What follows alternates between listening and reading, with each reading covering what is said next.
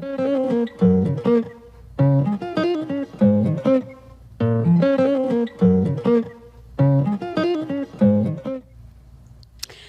welcome, welcome. Happy Monday. Is there such thing as a happy Monday? What do you think, Tyler? Are you a Monday kind of guy? I'm a Monday kind of guy. You're a Monday kind of guy. I'm more of a Thursday kind of girl. I like to slide into a Thursday, see the weekend ahead. Know I have a little bit of work left to do for Friday, but I can see that beach ahead. You know? You see the finish Monday line right there. Guy. Wow, you like to get stuff done. Tyler's ready to work. I used to be an early morning guy too. I used to wake up at 4:30 every morning. 4:30? 4:30 every morning. Sometimes 4. And be at work at 6 to start at 6:30. My husband's like that. He's like, if I could, I would work out at 5 a.m. I'm like, Jeremy, come on, man. I mean, don't make me look bad. The only time I got up at 4 in the morning, well, I got up for a long time, actually, on those hours to host Fox and Friends. I used to get up at 3 in the morning, but my digestive system hated me. Oh, yeah. Hated me. My stomach was not right for 2 years, guys. But, you know, today's a little bit of a challenging day for me because I'm a mama bear first. Everyone knows I'm a mom before all else. And my little guy woke up with a little bit of a stomach bug. I don't know. He's detoxing something out. God knows what. But I was telling Tyler before the show, he's such a little man. He's such a little adult, and he's me. So he sits at the table and he throws up for the first time ever, really, other than baby spit up. And he just throws up. He looks at his plate and he's like, I just vomited up my avocado toast. Just like that. Just like that. That tells you everything you need to know about him and probably everything you need to know about me. You're like, Jed, avocado toast. I told you I'm a hippie conservative. You got to be ready for that kind of stuff. But that was my morning. So it's always challenging. I feel like parents out there always know the struggle of the baby's at home. He's with my husband right now. But if he's not feeling 100%, it's like the tug of war of, I've got to be there. I got to be here. And we'll talk about that too at some point, that struggle of how you do that balance, how you do that dance. And can you really do that dance without something getting sacrificed and you always feeling guilty? That's a whole other topic for another day. But I just wanted to explain to you why I came in a little sad today. I'm always worried about my baby. And happy Father's Day, by the way, to all the dads. Happy Father's Day to you. Happy Father's Day to everyone in the room, all the guys in the room. Happy Father's Day to all the guys at home who have babies. Wow, what a day. My dad, I'm going to tell you a little bit about my dad, a little bit about my husband. But when I thought about Father's Day yesterday, I said, well, we're not doing a show on Father's Day, but this is a topic near and dear to my heart. Because I had a very active dad in the house. Like he was present. He was very present. And I have a husband that's very, very present with our son. But I read all these studies all the time about what happens in a fatherless home. And I know it's a topic people don't like to discuss. They don't feel like it's woke enough. You know, everyone wants to tell you, oh, you can do it alone. You don't need a man. You don't need a guy in the house. That's not that important. It actually is quite important. And of course, there's going to be people out there, single moms who find themselves in circumstances that are less than ideal, who are doing an amazing job, kicking butt. I get it. I totally get it. But we also have to be realistic about the role that dads play in children's lives. And I'm not just talking about sons. I'm talking about daughters. And what has the potential to happen if there isn't a dad in the home? There are some concerns that have been rising up. There are some stats we need to look at. I'm not typically a stats girl, but I want to start today with some serious stats on this issue because this is an important one. And we do have an epidemic right now, not just in this country, but in the world at large. But let's focus on this country of fatherless homes. So let's take a look at some of these. This is from the National Center for Fathering and the Fatherless Generation. And we got this from nolongerfatherless.org. 85% of youths in prison come from fatherless homes. 71% of high school dropouts come from fatherless homes. 90% of all homeless and runaway children are from fatherless homes. And 60% of youth suicides are from fatherless homes. So just take a second and absorb that. As we talk about these big issues of suicide, we're always on the brain is mental health and guns and, you know, education and performance in classrooms and all of these things. Think about all of that as we look at these statistics. And I have a lot more of these coming because I think they're shocking. They were for me at least. They may be for some of you. This is from the 2017 U.S. Census Bureau. It came from parentspluskids.com. And I'm going to just go through a couple of these. The percentage of children without a father in the U.S. is 43%. They mean with like an absentee father. 90% of runaway and homeless children are from fatherless homes. 70% of minors housed in state facilities are from fatherless homes. If you go down a little bit into the section called How a Fatherless Generation Affects Education, 71% of all high school dropouts from fatherless homes. The percentage of minors in prison who grew up without a father, 85%. This stuff blew my mind. I knew it was a problem. Did I know it was this much of a problem? I didn't. Health-related issues impacted by fatherlessness.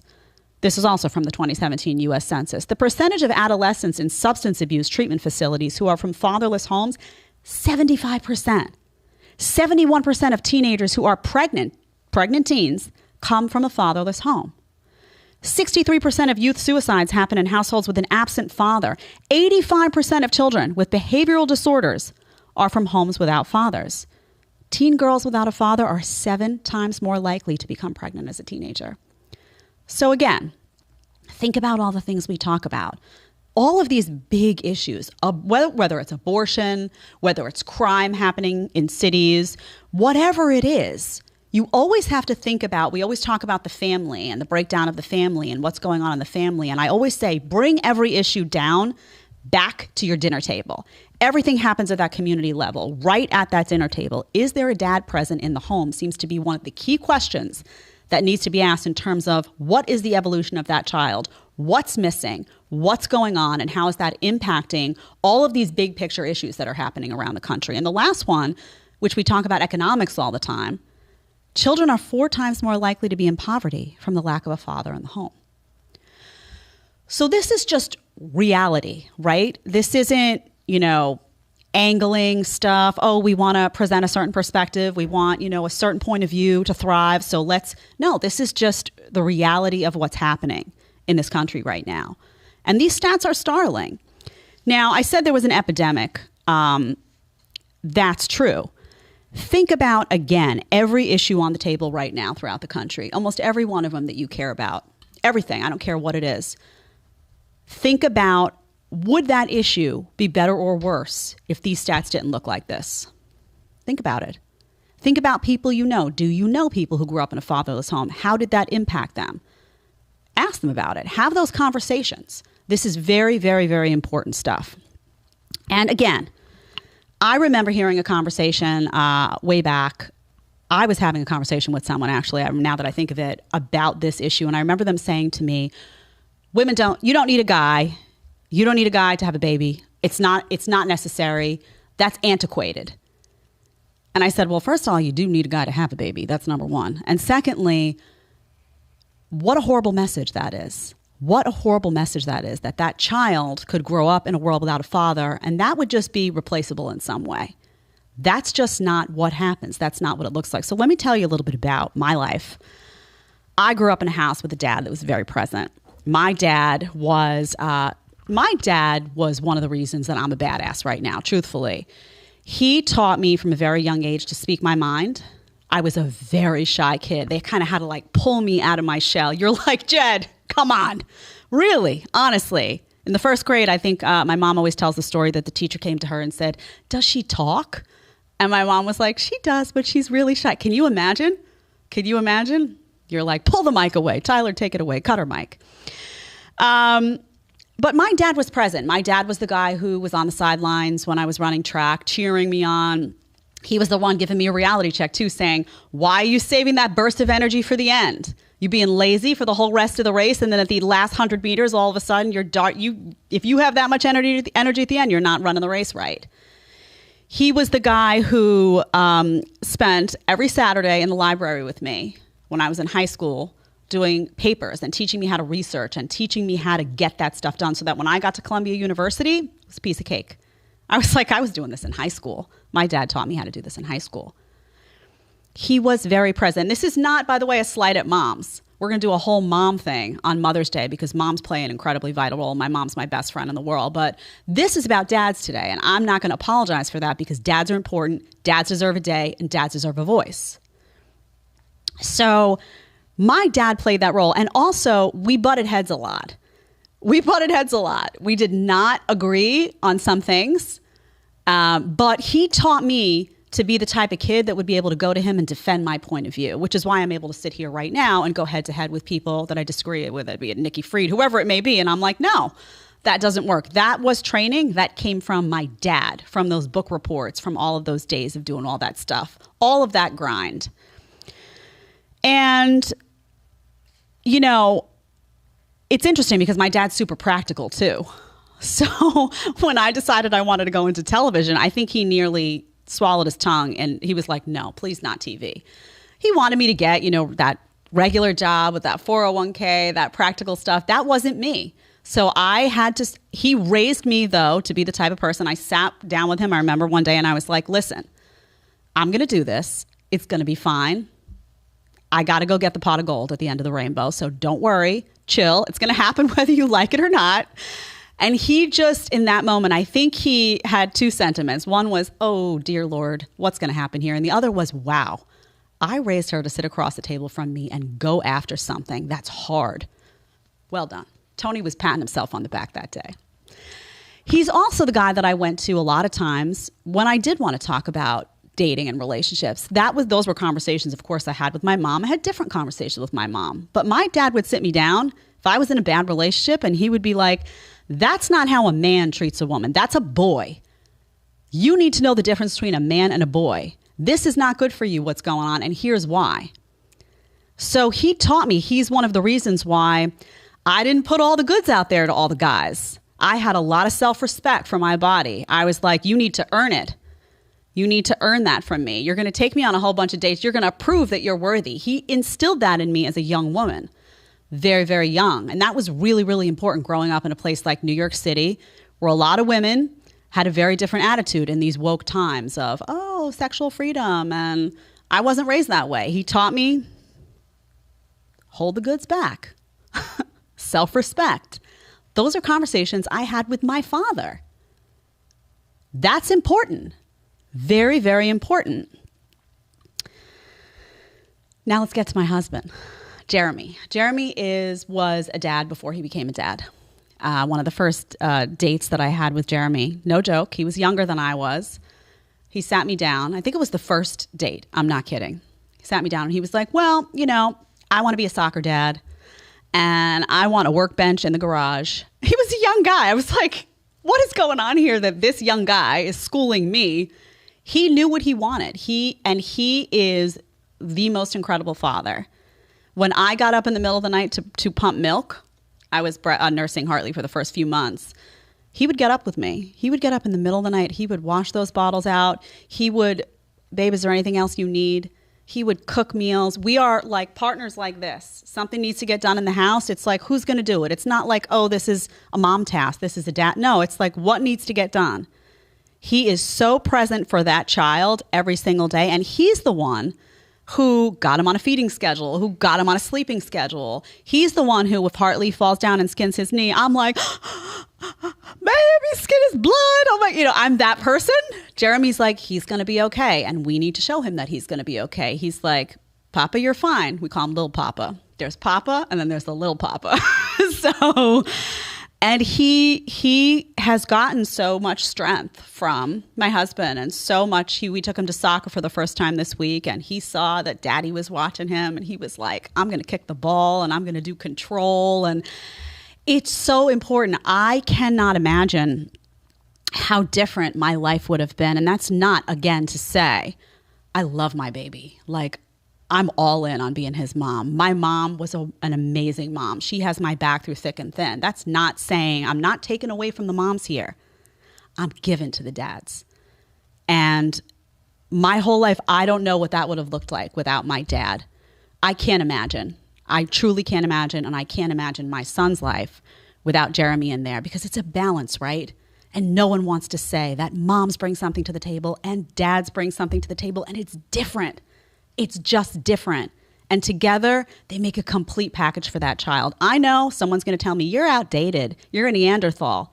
Call me what you want. It's the truth. It's the cold, hard truth. And you see in the stats, when you take a father out of the home, you see the problems that arise. There are reasons for that, because dads are bringing something that no one else is. And when I say a father figure, I mean, you could have a grandpa in the house too. It's not every family. There are going to be different types of families. People are going to suffer tragedies, right? You're going to have a dad, God forbid, that passes away. You're going to have a grandpa or an uncle step into that role. I'm not knocking on any of those families. What I'm saying is that there needs to be a father figure in that house. There needs to be a father figure in that house, or you run the risk of complications. You run the risk of consequences. You absolutely do. And I could twist those stats and I could paint a pretty picture of unicorns and rainbows, but it's not real. And dads at home who are on the fence, who are like, I don't know, I had a kid young. I have a friend, had a kid really young. And he was like, I don't know. He went through a crisis of conscience. He was like, I don't know if I'm ready for this. I don't know if I can do this. I'm so proud of him because he came into the understanding that that job was the most important job he was ever going to have, one, and it was also the most rewarding job he was ever going to have. And he became a man through being a dad. And it was the most incredible thing to watch. So I want everyone listening who might be like, I don't know, it's hard. It's really hard, but you have the power to change somebody's life in such a big way. So this is just my tribute to dads out there, to everyone out there who's, balancing a lot, who's juggling a lot, who's in the home, who's present for your kids. You don't even know what it's doing today, but every positive thing in that kid's life, I guarantee you're going to trace it back to the fact that you were there, that you were present, and that you cared enough to be there. So, and I know, Tyler, I don't know if you have thoughts on this. You're a dad. You have a child. What's it been like to go through a Father's Day and just, do you ever say to yourself, oh my gosh, I'm somebody's dad? All the time. And I'll tell you, even when we first found out, I mean, I'm so excited for the opportunity to be a dad. Like, I really am, because you get to teach somebody and mold them and help them grow and help them become something. And I think it's so important, like what you said, to be present. Don't just fill a role, right? Be there, go the extra step, really be present and a part of their lives. Because even with a father there are so many things that a father can do incorrectly and have lifelong effects. There was, I don't want to go deep into the wormhole, but there was a diary released from one of our more prominent political figures and said her father used to shower with her when she was younger, albeit inappropriately, and now she was addicted to sex, she was addicted to drugs, she got pregnant young. I mean, and the father was there, but it can be so warped and twisted, and dads do play a very special role, and especially when they do what your dad did or what Jeremy does, when they can step up and actually be a large part. Yeah, I mean, you guys have an enormous role, and I say that because I don't want anyone to take that away from you. So I always bring that up, and the lie that you're unimportant is just a lie. It's a media lie. It's convenient for some, but it's a lie. And the impact, the people who feel the brunt of that lie are the kids. So I'm just not going to have it. I'm not going to tolerate it. So happy belated Father's Day to all the dads out there. And I hope that these statistics that we opened the show with at least served to just be a reminder to everyone that, what happens at the dinner table, what happens at home, that can have a ripple effect on a child's entire life. So think about it. Really, really think about it. Speaking of lies, what a great segue. I don't know if you saw this tweet over the weekend. I don't even know if it was from the weekend. I saw it over the weekend, so there may be a bit of a delay here. It was Miss Universe. Do we have that, Tyler? We could pull that tweet up. Miss Universe is insisting that not all people who menstruate are women. That's right. So the tweet says, inclusive language is important, especially when speaking about periods. Thinking menstrual health is only a niche topic for women excludes transgender, non-binary, and gender non-conforming people who have periods from the conversation. Okay. And they hashtag it menstrual equity. Now, if you go into the little boxes on the tweet itself, it says, say this, people who have periods, not this, women who have periods. Can't say women have periods. You have to say people who have periods. Okay. Don't claim, the instructions continued before claiming that not all women menstruate and not all people who menstruate are women. Okay. Say this, productive health, not this, women's health. Look at this. Look at these signs. Oh, reproductive health. So you could say reproductive. Well, guess what? Reproductive health has to do with a woman's body. We'll get there in a second. They actually post, I thought this was a joke when I read it. The original article, I think, was over at Breitbart. I was like, oh, Breitbart, you've gone nuts. You've gone wild. You had too much tequila over the weekend. Something happened here. No, it turns out this is actually, I went to the Twitter feed and I was like, this can't be real, but it is. So let's just point out women get periods. Women get, listen, if I could pass that torch to a man, it's not fun. It's not fun. I'm not like, woo, period time. If I could pass that torch, believe me, I would. Plus then, guys wouldn't be like, why is she so moody? They would know why. We would get each other. So I would pass the torch. I can't. Periods are a function of having a female biology. End of story. That's not a debate that we need to be having in 2022. All right. Let's move on to something related. Breastfeeding. Okay, now you may think, Jed, what's the controversy here about breastfeeding? I talked to you earlier in the show about breastfeeding. I breastfed my baby. Well, Rainn Wilson, you know Rainn Wilson from The Office? I didn't, but my husband did. He saw this. He was like, oh, Rainn, what happened? This is from The Blaze. Actor Rainn Wilson of The Office fame issued an apology on Thursday saying that he had posted, quote, a mean crack about breastfeeding versus chest feeding. You know where this is going. So the original tweet apparently said TIL, which is today I learned, you can no longer say nursing or breastfeeding mother. You have to say chest feeding person, just FYI. Obviously, he was being like, are you kidding? There was a little bit of like, I can't say breastfeeding anymore. Well, the woke community did not accept that. Did not accept it. So he then went on to apologize in a tweet. It's also at The Blaze. They screenshot it for all of us to see. And it says, yesterday I tweeted a mean crack about breastfeeding versus chest feeding. After speaking with some trans friends and educating myself a bit more, I want to apologize for the tweet. It was adding to misinformation and madness and meanness. I'm sorry. Okay, there's that word again, that misinformation word. Where's the misinformation? A man can't breastfeed. Again, happy to pass that torch. Listen, we could have shared the responsibility. I would have loved if I could have gotten up in the middle of the night, pumped some milk, and then the next night, Jeremy could have gotten up in the middle of the night and pumped some milk. But that was not a possibility because Jeremy can't breastfeed because he's a man. He's a man. So a couple of points here. First of all, again, women get periods, men don't. Women breastfeed, men don't. End of story. I'm not going to entertain this nonsense anymore. That's fact versus fiction. I'm done on that.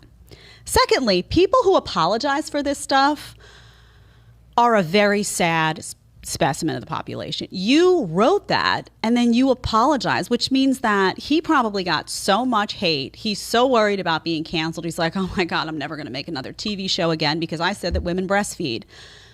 I mean, that level of put your tail between your legs and walk away is sad to me.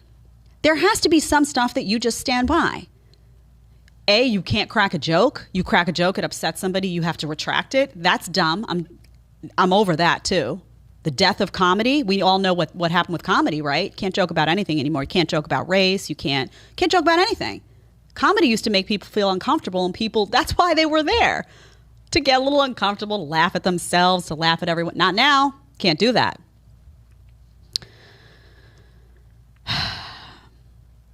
Stop apologizing when you're talking about biology and basic facts. You look ridiculous. And I don't care how you identify.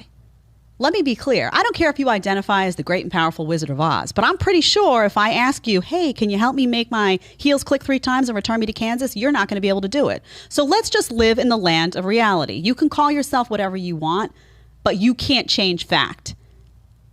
Second point, stop taking stuff away from women. Stop taking stuff away from us. My superpower was that I carried a child in my belly. I made him from scratch. Every time my husband does something in the house, I'm like, well, I made a baby from scratch. I built him. I did. I remember going to the doctor and them saying, today you're making his hands and like this month his feet and this month. And I was like, I never felt like such a superhero in my life. You're not taking that away from me because you don't like facts. It's not happening. And stop degrading women too. Chest feeding? No. I'm sorry, I breastfed with my breasts that God gave me, which is why they were created, by the way, to feed a child. And had I been able to do it longer, I would have done it a lot longer. I had a job. That's a whole other guilt complex that I have. Regardless, stop degrading women by taking things away from us. Where's the women's movement on all this stuff? Again, where are they to defend women? So you have to make a decision right now. Do you want to play this game or do you not want to play this game? Do you want to play a game where words cease to have meaning across the board? And listen, you give an inch on this, they'll take a mile. Pretty soon we'll have to create a whole other dictionary. Different words, you're not allowed to use this, you're not allowed to say this, or fear of consequence. Or do you want to say truth? Do you want to just say what's true, facts, and let the chips fall where they may? Make a decision. That's up to you. I've clearly made a decision for myself. Now, on this note, we got a little bit of news this week about transgender women swimmers. I don't know if you guys saw this. Loops into this quite well. Being barred from female competitions by FINA. And this is an article from the AP. Is this from the AP? No, it's not from the AP. It's from The Guardian. Tyler was ready to jump in there. He was like, Jed, you got a little too excited about this topic. You mixed your sources. The Guardian, transgender women swimmers barred. Okay, check this out. The decision decided by 71%, not small, of the vote of 152 national federations at the World Championships in Budapest followed a report from a FINA scientific panel, which found that trans women retained a significant advantage over cisgender female swimmers, or as I say, female swimmers. You don't need just female swimmers, even after reducing their testosterone levels through medication. You don't say. This is not rocket science, people. This is not rocket science. FINA has promised to create a working group to establish an open category for trans women in some events as part of its new... Fine. I don't have a problem with that. You want to have a separate group of whatever. I don't care. Again, you're an adult. You want to do something. Doesn't hurt anybody. You don't ask anyone else to pay for it. Go for it. You want to establish a separate category for trans... Fine. But you don't get to take away from women. You don't get to take away from women who work their butts off to achieve goals in sports. You don't get to take away from women who breastfeed. You don't get to take away, oh, now I can't. I mean, come on, you can't use basic words. Is there anything I'm left to say about my anatomy? Can I say anything safely without getting censored or told that I'm, a bigot anymore? Amazing. Amazing. Speaking of lies, let's move on. Florida stood up for kids. That's true. That's not a lie. Florida stood up for kids when it came to the COVID-19 vaccine. You guys see that? I love how I talk like I'm going to get an answer. There's dead silence. I need like a yes, I saw. A little like, oh, yeah, Jed, yeah. I'll mic you guys at home. Don't you worry. That's coming. All right. Florida, the only state not pre-ordering the toddler COVID-19 vaccines. There were a lot of stories out this weekend I saw when this hit that said, we'll read from the AP in a second, that said, oh, you can't get the vaccine for your kids in Florida. Again, authoritarian DeSantis. Oh, he's a dictator. You can't get what if you want the vaccine? Oh, Florida's taking people's freedoms away. That was all fake news. Typical nonsense. So here's the real news. And kudos to the AP because this is accurate what they presented here. Florida's the only state that hasn't pre-ordered COVID-19 vaccines for toddlers in anticipation of their final approval by the federal. It's since been approved.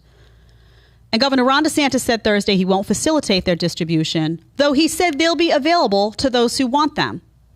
Florida officials said the jabs would be available at pharmacies and community health centers, which can pre-order them directly from the federal government, and that children's hospitals and other clinics would be able to order them from the federal government via a state portal and receive them quickly. This is from DeSantis's mouth. Doctors can get it, hospitals can get it, but there's not going to be any state programs that are going to be trying to get COVID jabs to infants and toddlers and newborns. That's not where we're going to be utilizing our resources. So you can get the vaccine. You want the vaccine for your kid, you can get the vaccine. The same way that your pediatrician orders the vaccines, the other vaccines that are on the list, the other 794 on the children's health list, the mandatory vaccines. Slight exaggeration, but not much, frankly, can get this vaccine too. So, the fake news story, nonsense. Now, it's interesting. Why did Florida make this decision that the state was not going to be involved in the distribution? Why? Let's take a look at the Florida Surgeon General. And this is going to get a little weedsy for you guys, but it has to. It has to. This is when it comes to kids, I don't mess around. They're coming for the kids, and I'm not going to have it. So this show's not going to have it. Let's take a look. This is the Surgeon General of Florida, Joseph Ladapo. I don't know if I ever say his last name right. He's an MD. He's a PhD, Surgeon General. This is what he said. Did the COVID-19 vaccine trials for kids under 5 show a reduction in severe illness? Did the trials show a benefit for those with a prior COVID-19 infection? Is there a benefit for kids with no pre-existing conditions? Florida puts data over ideology. That's not going to change. So bottom line is these questions haven't been answered. These questions haven't been answered. They're not comfortable as a state, not as individual private practices. They're going to leave that up to the decisions of the pediatricians. As a state, they don't see that the data is there. Safe and effective, they're not seeing it. They don't have enough information to do that. How gutsy to say that. No, better that they should have just said, let's just do it. Let's just follow, New York and California. We don't have the data, but let's just recommend it anyway. No, that would be grossly, grossly, grossly irresponsible. So let's look a little bit more at what actually went on into the approval process that the CDC is now saying, oh, it's a great idea. COVID vaccine, under 5s, no problem. FDA, no problem. Okay, no problem. There's a problem. Here's a problem. Daily Mail. Check my sources. Think about what's going on. Think about the sources. Daily Mail. Experts question CDC's approval of COVID vaccines for under 5s because Pfizer study used just 3 children to prove it works, and Moderna admits it's only 37% effective, if you scroll down in that article. In the wake of the CDC's approval of Pfizer and Moderna's COVID-19 vaccine for babies, at least one expert has questioned the move. There's plenty that have questioned the move. We're going to hear from some of them today. Dr. Sarah Long, an infectious disease expert at the Drexel University College of Medicine, told the New York Times we should just assume that we don't have efficacy data. That comes off the back of Pfizer's own reporting, that said their statements of 80% effectiveness in children under 5 was based on the responses of just 3 children. Not 300, not 3,000, not 30,000, 3. 3 children absorb it. Those children were part of a group of 10, but 7 were given a placebo. Okay. And then it gets into the Moderna shot with the 37% efficacy and all that. All right. So let's play a clip. This is interesting. This showed up on Senator Ron Johnson's Twitter account. This is all going to weave together, and then we're going to do a little summary of it at the end. Senator Ron Johnson's Twitter account, we have, this is what it reads. FDA official Dr. Peter Marks says vaccinated kids have a 5-fold increase of myocarditis. Why on earth are they pushing the COVID vaccine on babies? This is Senator Ron Johnson. We still don't know how the long-term safety profile, we don't have the long-term safety profile of these vaccines profile. Let's play FDA official Dr. Peter Marks, if we can, Tyler. A slam dunk. It's not like this is, unlike the thrombose. Remember that we with the J&J vaccine, there was the thrombosis thrombocytopenia syndrome. There, in the absence of getting vaccinated, the chance of having that was vanishingly small, right. 0, basically. So there, anything you saw, you knew was real. Here, it's very challenging when something's only 3 to 5 times more common in a vaccinated population. You don't know whether it's just cases that have cases that would have been there that aren't really associated with the vaccine that have come up, or how much actually the vaccine has increased that risk. I'm not denying. What do you hear this guy saying? I don't know. I'm not sure. He talks in the beginning about myocarditis having, a 5-fold risk. But there's a lot of I don't knows. There's no long-term data on this stuff, guys. There's no long-term data. They didn't do the research, and they don't have long-term data. So when you hear somebody saying, I don't know, I'm not sure, it could be this, it could be that, myocarditis is 5, I don't know, is that reassuring to people? No, it's not. It's not. The Heart Group. Interesting group. I didn't know who they were. I looked them up because I found a video that we're going to play for you, and we're going to do live reactions to that video because it's important. The Heart Group is this is from their website, is a group of highly qualified UK doctors, scientists, economists, psychologists, and other academic experts. It says we came together over shared concerns about policy and guidance recommendations relating to the COVID-19 pandemic. We continue to be concerned about the lack of open scientific debate in mainstream media and the worrying trend of censorship and harassment of those who question the narrative. Science without question is dogma. Fantastic way to put that. So they're concerned because every doctor who's come out and said, well, hold on a second on masks. Well, wait a second on the vaccine. They seem to get censored, pulled off Twitter, deplatformed. Oh, we're going to come for your license. Why? Why? This is something that we're talking about giving to babies, not to the elderly. This started out a conversation. Oh, the elderly are vulnerable. We're talking about little babies. Why does no one care about safety data? Ask yourself. Okay. So the Heart Group, the reason I gave you that background is because there was a video that I came across, two actually, on Twitter from a doctor over at the Heart Group who talks about the Pfizer trials. They say, oh, we conducted trials and it's safe and effective. And everyone's supposed to just, chew that up like a little, the bubble gum you got when you were a kid, chew it up. And sometimes you'd swallow it by mistake. Gulp. No, that's not going to work for me as a mom. Sorry. So let's check out these videos. Let's go to clip number 1. Let's see what she had to say. I'm Dr. Claire Craig. I'm a diagnostic pathologist and I'm co-chair of the Heart Group. And I want to take you through the evidence that Pfizer just presented to the FDA on the 6-month to 4-year-old children. There's an awful lot about this trial that has shocked me and I think will shock you too. The trial recruited 4,526 children aged from 6 months to 4 years old. 3,000 of these children did not make it to the end of the trial. Okay, so 3,000 kids didn't make it to the end of the trial. Why? Did anybody ask? That seems like a question that might make sense. Well, you recruited all these kids and 3,000 didn't make it. Did something happen to them? Did they have a bad reaction? What happened? We're supposed to just pretend that doesn't exist. Okay, let's keep going. It gets better. Huge number, 2/3 of them. Why was there this drop-off? That needs to be answered. And without an answer to that, on that basis alone, this trial should be deemed null and void. So what did the trial show? Well, they defined severe COVID as children who had a slightly raised heart rate or a few more breaths per minute. There were 6 children aged 2 to 4 who had severe COVID in the vaccine group, but only 1 in the placebo group. So on that basis, the likelihood that this vaccine is actually causing severe COVID is higher than the likelihood that it is. Okay, did you hear that? First of all, the definition of severe COVID, does that sound like severe COVID to you? A few more beats a minute. Did that sound like somebody who was on a baby on its last breath? Did that sound right to you to define severe COVID as that? Also, the statement that if you're vaccinated based on that information, it sounds like you're more likely to get the disease. That might be a red flag to most people, what she's saying. Let's continue. One child who was hospitalized in this trial, they had a fever and a seizure. They had been vaccinated. So now let's turn to what they defined as any COVID. And what they did was to utterly twist the data. They vaccinated the children and they waited 3 weeks after the first dose before the second dose.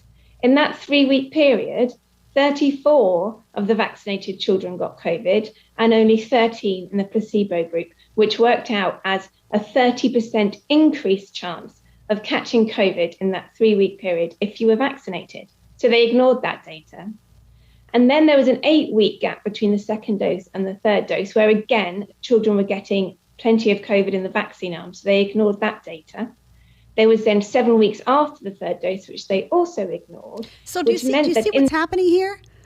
This is cherry picking data. When they say they're taking all the data that doesn't prove what they want.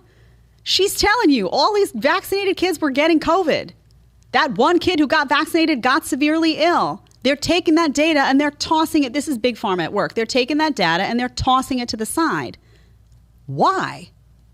Well, could it be that if that data was presented, perhaps it wouldn't have been approved as safe and effective? Could it be? I ask you. Not a declarative statement. Think about it. Could it be? So I have a problem with big pharma companies that cherry pick data. I have a problem with big pharma companies that push data they don't like to the side, because I have a little kid. And these policies have the potential to impact my little kid. And this isn't going to work for me. I know parents at home are sitting there saying, what is going on here? Exactly. These are my thoughts exactly. We have a second video. I'd like to go to that one as well, Tyler. If you can pull that second video from this same doctor.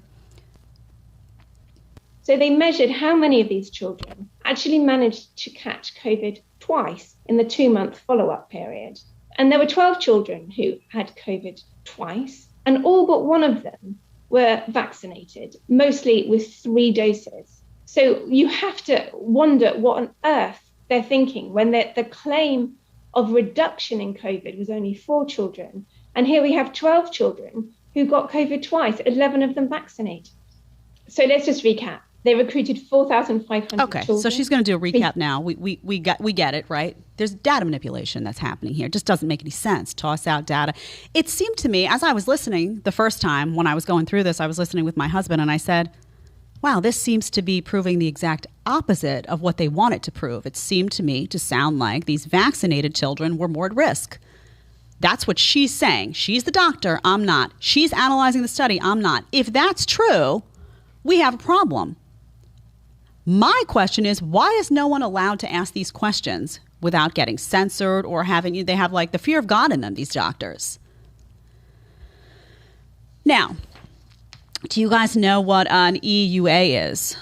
Just out of curiosity, it's an emergency use authorization. What that means is these are coming through an EUA, these vaccines, these COVID-19 vaccines. We're talking about kids today, and that's what we're going to focus on, but all of them really. What that means is that when something comes through an EUA, that means that the pharmaceutical company has liability protection, okay? That's the way they get liability protection, so that you have a really, really, really, really, really impossible, let's say, time suing them. Something goes wrong. That's how they get the liability protection. An emergency authorization use is usually like used for severe circumstances. Like think about what happens like maybe one step before The Walking Dead.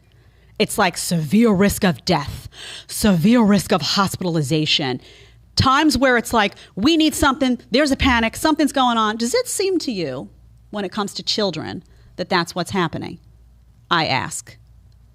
Well, let's take a look. Our friends at Vaxx, not really my friends, but regardless, have some great charts up about how COVID has impacted children. Think about an emergency use authorization in light of what I'm about to share. Let's take a look at some charts. The risk of COVID-19 climbs a lot with age, so let's just take a look at the graph of reported coronavirus infections in the U.S. that led to deaths. Do you see the 0 to 17?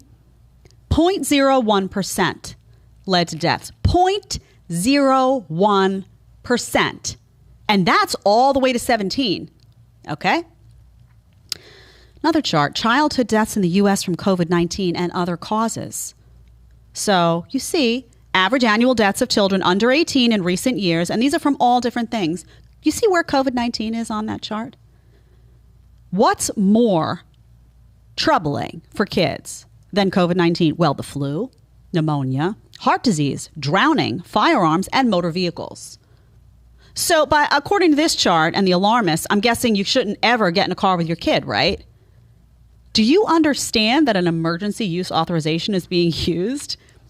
And this, what you just saw, this is what's actually happening. It's not The Walking Dead for babies right now. You know that. You have eyes and ears. You live in the world. So what's going on? Well, farmers making a lot of money. They're making a lot of money. They're cashing in. They're making a lot of money. And as it turns out, there are problems with the trials. And that's why Florida is not getting involved as a state and saying, we need these shots. We're going to get involved in distribution. Well, why? Because there is no crisis of COVID when it comes to children. It doesn't exist. It doesn't exist. That's why. Interestingly enough, Jordan, I always say his name wrong too, Jordan Schachel. Jordan's going to kill me for saying it wrong, but listen, my name is Jedediah. Everybody says my name wrong. So, Jordan, I apologize in advance. Jordan Schachel, he has a Substack out there, and he pointed out something that was interesting to me, that America is now the only country in the world that authorizes COVID shots for infants. Amazing. It appears that the United States just became the only country to vaccinate. He put that in quotation marks. That's why I like Jordan. To vaccinate. Well, because think about it. Does it function like a traditional vaccine? We have to ask ourselves, does it prevent transmission? What's going on? It's just legitimate questions that people are asking. Okay. So absorb that information. This whole episode feels very much like a corruption of kids. Are kids, this is a question, again, not a declarative statement. Ask yourself, are kids being sacrificed like right now in some type of experiment? What's going on here? If the data doesn't support it, what are we doing? I ask you. I want an answer. I want an answer. If there are 5 times, if you have someone from the FDA talking about myocarditis and a 5 times greater risk among vaccinated kids, why isn't that being factored in to what's going on? What about all the kids that had COVID already and didn't even get sick? My son was exposed to, he's been exposed to COVID many times. He was exposed at 4 months from me when I had it. He didn't get so much as a sniffle. We then found out he was exposed a couple of other times because we were around people. You know how this works. Somebody's fine one day, then you get a call. Oh my God, I tested positive for COVID. I was holding your baby yesterday. Nothing, 0. What about all the kids that got COVID and they weren't affected because they don't have multiple comorbidities and because they fall into the vast, vast, vast majority of kids who aren't affected by it? So bottom line, parents, you have a right to ask questions. I'm not telling you what to do. I'm not telling you that you should get the vaccine. I'm not telling you you shouldn't get the vaccine for your kids. I'm not trying to play parent and I'm not trying to play doctor. This is a conversation. You have trusted doctors for a reason. You go to them, you seek their advice, you ask questions. Great.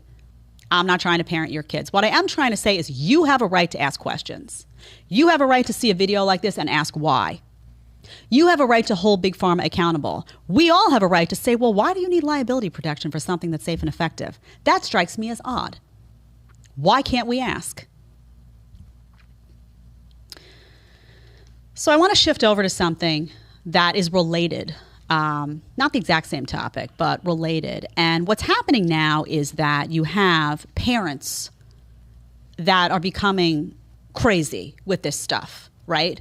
Because they're not looking at the data. They're just hearing the CDC sometimes. CDC says, alarmist, you got to get the vaccine for your kid. They don't take a minute to step back and say, well, wait a minute, my kid already had it, and I think he was sick for 4 minutes. People have bought into the fear. And what you have as a result of that is very, very bad. I want to share a story with you that I saw over the weekend that really upset me very, very deeply. It's from the Daily Mail.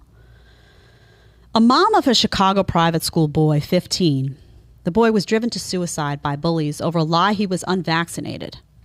If you read into the article, very, very distressing. This kid was called, his name, let me see his name, Nate. Very, very, very sad. 15 years old, committed suicide in January after months of relentless bullying that involved a number of things, apparently. But they thought he was unvaccinated, which actually wasn't true, the parents say. The parents come out and say, that's not true. Nate, 15, hanged himself in January following months of bullying, which his parents said was started in part by a false rumor, false, wasn't even true, that he had been unvaccinated, according to court documents.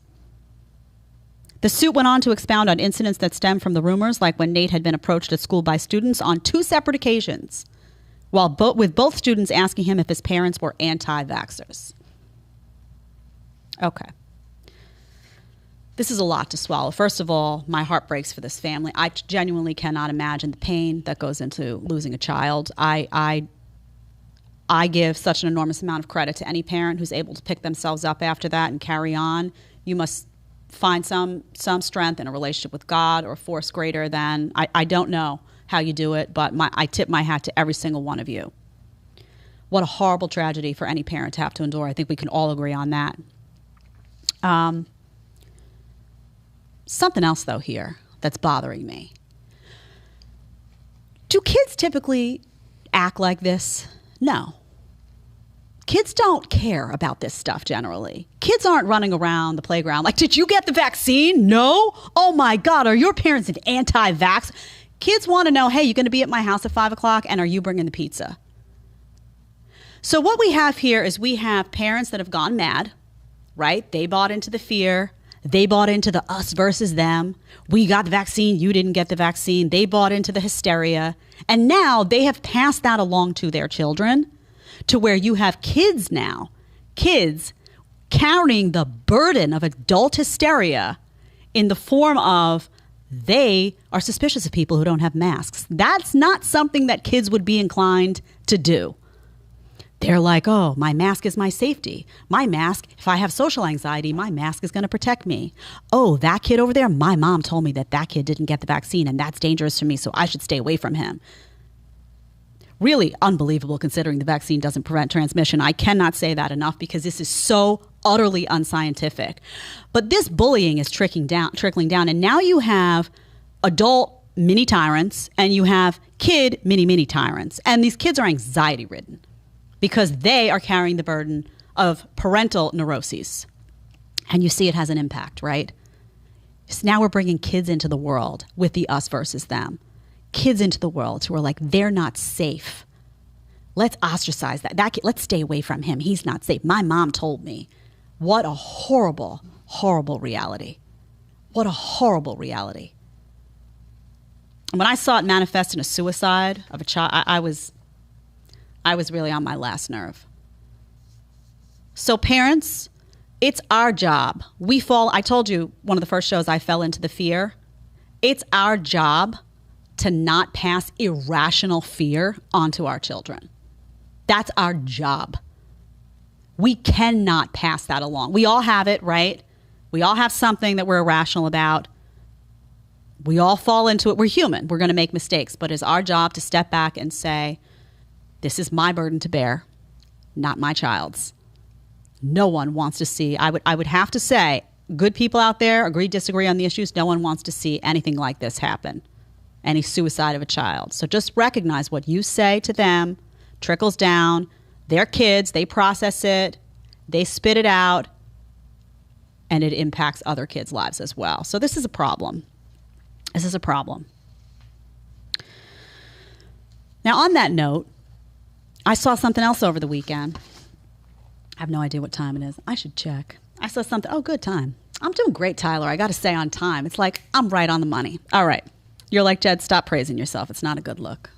All right. I'm going to wait for Jorge to do it next time. I think you're crushing it. Right, I love it. Right on there, time. right on the money. Right on the money. That's what I want to hear. We need a button on the money that plays when I say, just kidding. Everyone's like, Jed's the real authoritarian. That'll be the next headline. I saw a tweet over the weekend. You know, I was thinking about this psychosis. Some people had issue with the word psychosis. Call it what you want, okay? It's crazy. And I see this grown man on Twitter. This went viral. And his name is Amir Attaran. He's a professor. If we look at his bio, I have to see. It says professor. He's a professor, whatever that means. Calls himself a scientist too. If you look at his bio, the only thing that's missing is he, him. I'm not kidding, but there's people who you just know. There's a type out there, right? Professor, litigator, scientist, bicyclist, husband, father, son, Rex, grifters, anti-vaxxers, and scientific illiterates. So am I right? The only thing that's missing, he, him, woke, right? And by that I mean that he has to let everybody know that he's part of the club. He speaks the special language. He speaks the language. He speaks also like maybe donate money to Ukrainian flag in there. Something, there's a few woke causes missing. I don't know, Amir. You gotta update that bio. It's not sufficient. Anyway, he went on a rampage. And he went after, there was a United flight he was on. This is what he writes. Hey, at United, why are you breaking the law? Masks are required on all flights out of Canada. Your flight attendant isn't wearing one. Took photos of the poor woman and posted them. This is UA 3737 in Ottawa right now. Goes on. This went on. It read like a really angry child. Canada's not the USA, you fuckers.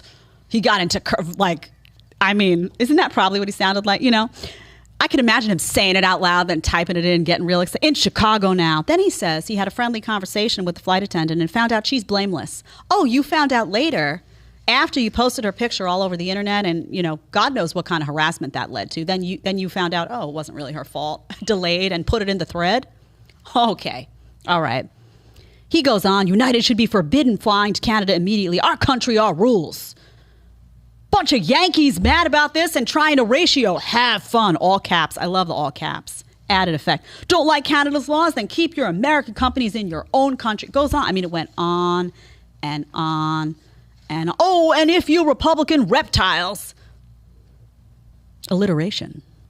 Dislike Canada's COVID safety laws. You'll totally hate our gun safety laws. Yeah, actually, I do. Thanks for asking.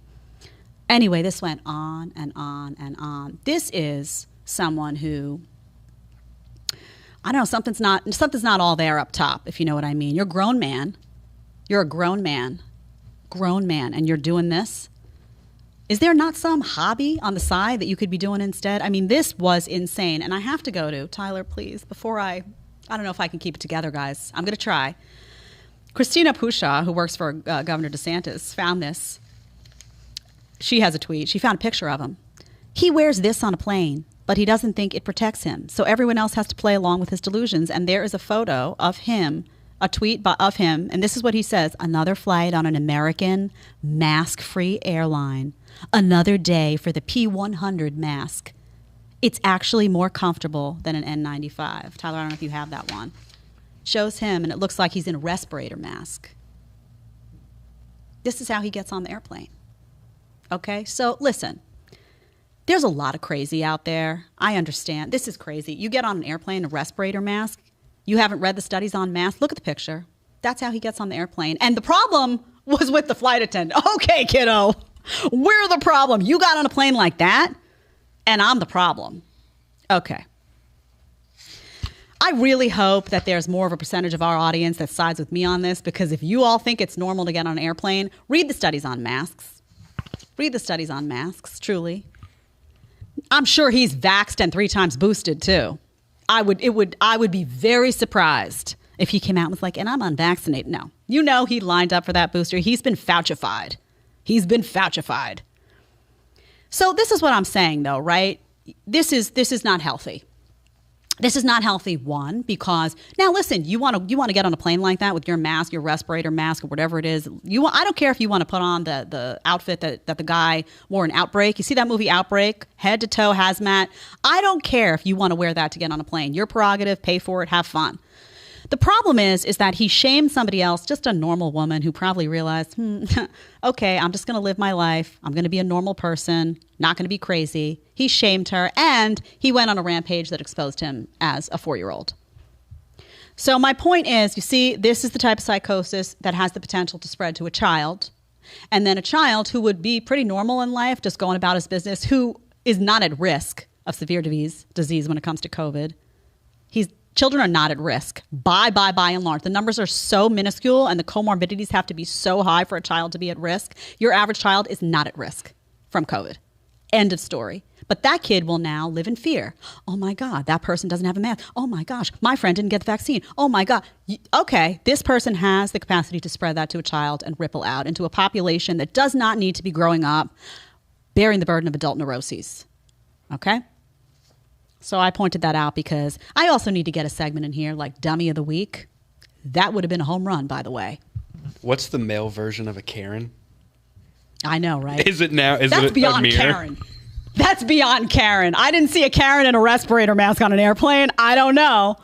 This guy's a professor. Yeah, exactly. Well, he molds young minds. Exactly. I'm going to get the anti-vaxxers. What do you care if let me ask you though, you got the vaccine. You got the vaccine and you have the respirator mask, and still that's not enough. You're still not protected enough, right? So maybe you should call up Pfizer and say, your shot doesn't work well enough because I got my 6 vaccines and I have my mask on and I still don't feel safe because somebody across the hall just coughed. Okay. Well, and props to Twitter for ratioing the guy. Like, even they were like, dude, you're a joke. Like, you're kind of an embarrassment. And, like, he just loses his mind, man. Canada is not the U.S. Canada's not the U.S. We take your guns away in Canada and leave you helpless. Also, you can't get on an airplane without a respirator mask. That's not exactly an advertisement for Canada. You may think so. What's his name? Amir? Amir. Okay. Professor. Amir. And he's like, I'll challenge anyone to a debate. Okay, I got somebody. I'm not going to do it. I'm not a scientist, but I have some that would be like their lunch. Okay. Last topic I want to do today. I was going to save this for tomorrow, but now I can't because I'm fired up and I don't want all this energy to come home with me. It's just not healthy. I got to let it out. This is my therapy, guys. This is my therapy. Talking to you. Talking with you, I should say. This last story, I don't know VTL News. I never heard of VTL News, but somebody sent this to me, and it said childhood can last until you're 40. No, it can't. It shouldn't. No. But let's read a little bit. Dr. Brenna Hassett, an anthropologist at University College London, told an audience, and I'm going to skip down, it's not even necessarily about being a parent. It's just about sort of how you're interacting with your society or culture. But I would say pretty firmly that there's probably around 40 for me, which is longer than a lot of people. That's where childhood ended, 40 years old. Okay, I talk a lot about the babyfication of America. This is in London, but we can talk about the babyfication of the world. Parents, don't do this. I remember when we had conversations about Obamacare, and I was one of the people, you're one of the bad guys, because I was saying, okay, you can keep your kids on your insurance till they're 26. That's not a kid. That's an adult, and that's a bad message. Let your kid figure it out. A little bit of tough love. That's not to say that parents shouldn't, if parents, buy a gift for their kids, great. If parents save money for their kids and say, hey, we saved this for you, we want to help you out with this or that, great. I have parents that are always like, what can we do? Is there anything we can do? My parents don't have a lot of money, but can we babysit Hartley? I'm not talking about that. I'm talking about treating your child like a baby until they're 40 years old. That's a problem. Remember that conversation about Obamacare, 26 years old. And people were having that conversation, calling those 26-year-olds children. You know what my dad said to me? I'll never forget this conversation. I got out of grad school and I decided that I had always wanted to be an actor. I didn't do it when I was younger because I was too shy. And I was like, I'm going to go float around. I'm going to do this. I need to feel it out. The sad part of the story is I still didn't feel it out because I got chicken again. Can you imagine twice in your life to become a chicken? So sad. Not good, Bila. Anyway, I remember saying to my dad, in order for me to do this, I'm worried I'm not going to have medical insurance. So can you figure out a way, like, can your company put me on? And he looked at me and he was like, I'll never forget. He was like, no. And I was like, that felt cold. That felt real cold. But my dad was like, you want to do this. You have to figure it out. You have to figure this out. And what I wound up doing was taking some jobs. I had to hustle more to figure it out, but that lesson was so impactful to me because ultimately it was good. He in that moment gave me a great compliment. He said, you're an adult. I raised you. You're capable. You got this. You want this? Go get it. And that's what I did. Now, had I been able to lean on him and say, oh, let me stay on the insurance a couple more years, maybe I wouldn't have gotten that second job. Maybe I wouldn't have hustled so much. Maybe I wouldn't have mastered time management the way that I did. Maybe I wouldn't have gotten into teaching and figured out a whole bunch of stuff about myself there. Maybe I wouldn't be here. But that was essential in that moment that he treated me like a 20, whatever year old. I think I was 20. I think I was 23. He didn't treat me like a 16-year-old because I wasn't 16. And I was trying to do big girl things. And he was saying, you want to do big girl things, then you got to act like a big girl. So thank you for that. Again, I'm not saying that parents, can't mail you a birthday card or they save up money for you and they can't say, listen, we worked really hard. We saved this for you. We want you to have this. That's not what I'm saying. What I'm saying is in some of those pivotal moments where you're young and you're impressionable, it's up to your parents to decide. They're going to treat you like a child or are they going to treat you like the adult that you are? So this stuff here, again, the babyfication, I titled this episode last night, Corruption of Kids, because I just feel like the mistakes that are being made with respect to adults, okay, we've been raised, right? But the mistakes that are happening with respect to kids, I don't care if it's treating them like babies for way too long and they sleep on the couch and they get lazy and they don't figure out how to fend for themselves and they don't get that spark of entrepreneurship because they can be lazy. And they don't have to, or we're talking about a Pfizer trial, or we're talking about, let's have a drag queen in every school. We'll get to that tomorrow. I don't care what it is. Kids are being sacrificed right now, and they're suffering. They're suffering, and we can do something about it. We as adults, it's our job. They're not going to know to ask the tough questions about a vaccine trial. They're not going to know to be proactive and be involved in the school board and make sure that's not trickling down into the classrooms. They're not raising themselves. We're raising them. So if they want to be, spoiled, they're going to try to get away with what they, kids, we all try to get away with what we can get away with. So adults, we need a wake up call. This is getting really serious. And I don't care where you are on the ideological spectrum. I don't care. We all love our kids. My message to you today is ask questions. Whatever you think the answer is, make sure that's an answer you're comfortable with.